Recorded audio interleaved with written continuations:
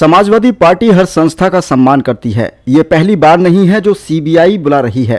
याद होगा नेताजी और हमारे परिवार को कितने दिन सीबीआई के अंडर रहना पड़ा। ये बात समाजवादी पार्टी के राष्ट्रीय अध्यक्ष अखिलेश यादव ने गुरुवार को पार्टी मुख्यालय में पत्रकारों से वार्ता करते हुए कही। अखिलेश यादव ने कहा कि अगर हम राजनीति कर रहे हैं और पीडीए की लड़ाई लड़ रहे हैं तो इन सभी चीजों का सामना करना पड़ेगा। भाजपा इस वक्त सबसे ज्यादा कमजोर स्थिति में है। देश के लोगों को दिखाई दे रहा है चंडीगढ़ में बैलेट से वोट नहीं पड़ा होता तो कैसे चोरी पकड़ी जाती। उन्होंने ईडी और सीबीआई पर कहा कि आज सभी जांच एजेंसियां भाजपा के प्रकोष्ठ के रूप में कार्य कर रही हैं। ईडी और सीबीआई के इससे पहले भी कई समन मिले, लेकिन तब चैनलों को सूचना नहीं मिली। इस बार जहां से सूचना मिली है आप स्वयं ही समझिए। आज कई चैनल बिक गए हैं। चैनलों के बिकने के कारण मीडिया कर्मी समाचार दिखाने से डर रहे हैं। उन्होंने कहा कि मेरी लड़ाई पिछड़ा, दलित और अल्पसंख्यक के लिए है। तीनों को मिलाकर पीडीए बनाया है। पीडीए आगामी लोकसभा चुनाव में भाजपा को प्रदेश के बाहर कर देगी। ये 2014 में आए थे और 2024 में चले जाएंगे। इस बार ये 80 की 80 सीटें हारेंगे, इसलिए सीटों पर प्रत्याशी बदल रहे हैं।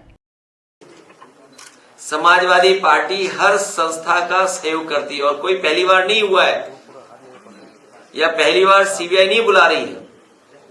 याद करो नेताजी और हमारे परिवार को कितने दिन सीबीआई के अंडर रहना पड़ा। अगर आप राजनीति कर रहे हैं और पीडीए के लिए आप लड़ाई लड़ रहे हैं तो इन सब चीजों का सामना करना पड़ेगा।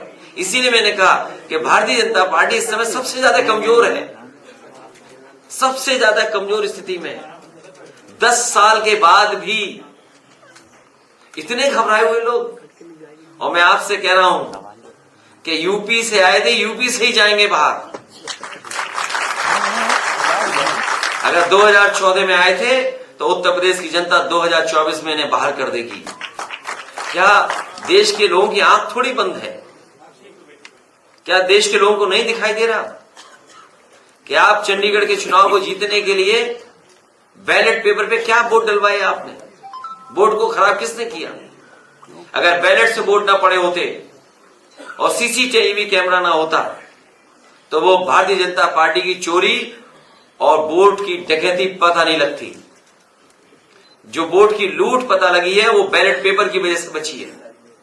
क्या देश की जनता नहीं देख रही है कि हिमाचल में एक मुख्यमंत्री को एफआईआर लिखानी पड़ रही है? क्या ये परिस्थितियां आपने कभी पहले देखी होंगी? तो ये जो चीजें आप देख रहे हो, समन आना चुनाव से पहले, ये भारतीय जनता पार्टी के प्रकोष्ठ की तरह काम करते हैं। और आपसे बेहतर कौन जानता है? आपके कई चैनल हैं जो बिक गए, इन्हें भी सीबीआई आई थी एक जमाने में।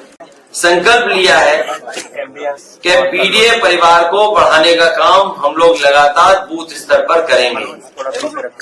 जिस तरीके से भारतीय जनता पार्टी संविधान और लोकतंत्र की धज्जियां उड़ा रही है, जिस तरीके से कभी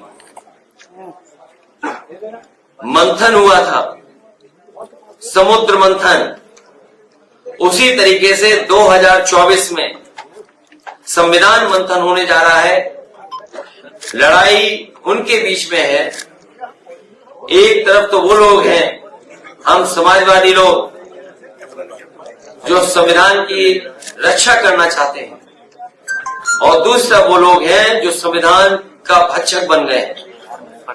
लगातार महंगाई बढ़ी है, बेरोजगारी बढ़ी है और जीरो टॉलरेंस के नारे देने वालों का जीरो टॉलरेंस करप्शन के लिए जीरो हो गया। Zero tolerance law and order में नारा देने वालों का लॉ एंड ऑर्डर जीरो हो गया। देश में सबसे ज्यादा असुरक्षित महिलाएं, बेटियां अगर कहीं हैं तो वो उत्तर प्रदेश में, उत्तर प्रदेश की सरकार में, डबल इंजन की सरकार ने जो सपने दिखाए थे निवेश के, कि डिफेंस एक्सपो में इतना निवेश आएगा, देश के और बड़े बड़े उद्योगपतियों को बुला करके इन्वेस्टमेंट मीट की। ग्राउंड ब्रेकिंग सेरेमनी के बाद भी जमीनी हकीकत यह है कि जमीन पर इन्वेस्टमेंट नहीं उतरा है। इस सरकार को हटाने के लिए हमारी पार्टी के सभी कार्यकर्ता, जिम्मेदार नेता तैयार हैं। आने वाले चुनाव में भारतीय जनता पार्टी का सफाया होगा।